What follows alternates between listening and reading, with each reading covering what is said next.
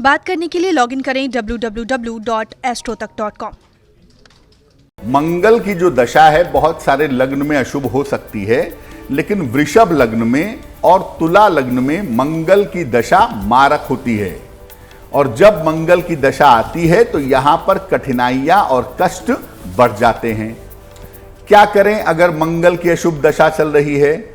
नियमित रूप से हनुमान जी की उपासना करनी चाहिए। नियमित रूप से बजरंग बली की, हनुमान जी की उपासना करें। रोज सवेरे सूर्य देव को जल चढ़ाएं और सूर्य देव के सामने खड़े होकर या बैठ करके हनुमान चालीसा का पाठ करें। मंगलवार का उपवास भी ऐसी स्थिति में रखना बहुत अच्छा माना जाता है और मंगलवार को गुड़ का दान भी करना चाहिए। ऐसा करने से मंगल की अशुभ दशा का प्रभाव समाप्त होगा।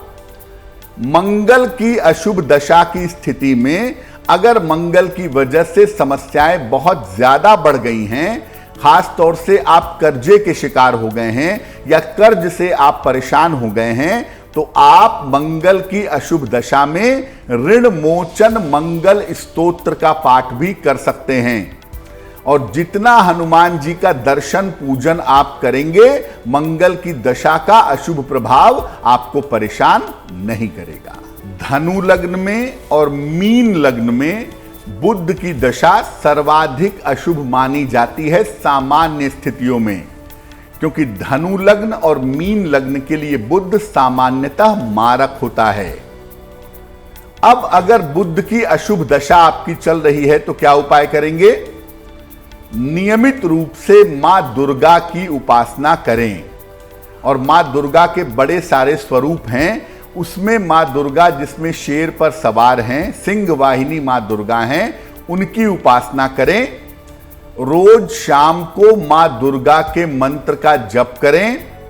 ओम दुंग दुर्गाय नमः, ओम दुंग दुर्गाय नमः, इस मंत्र का जप करें।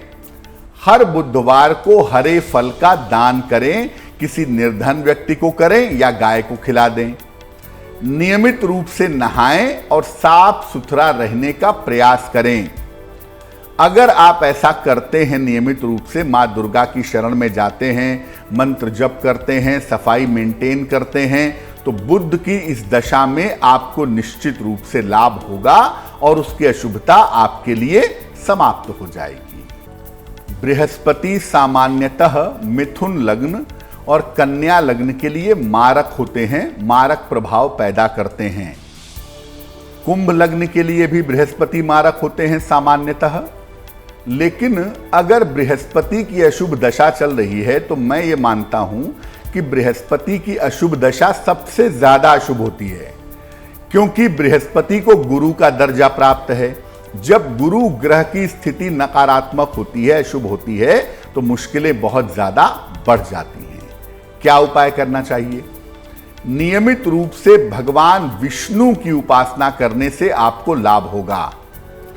भगवान शिव की उपासना भी आप कर सकते हैं, लेकिन नारायण की उपासना करने से विशेष लाभ होगा। संभव हो तो विष्णु सहस्त्र नाम का पाठ करिए, यह बड़ा फायदेमंद होता है। अगर बृहस्पति मारक होता है तो बृहस्पतिवार को किसी धर्म स्थान पर जाएं और केले का दान करें अगर बृहस्पति की दशा अशुभ है तो। और बृहस्पति की दशा अगर अशुभ है तो अधिक से अधिक सात्विक रहने का प्रयास करें। जितना ज्यादा आप सात्विक रहेंगे उतना ही ज्यादा आपके लिए शुभ होगा। बृहस्पति की अशुभता आपके लिए कम होगी।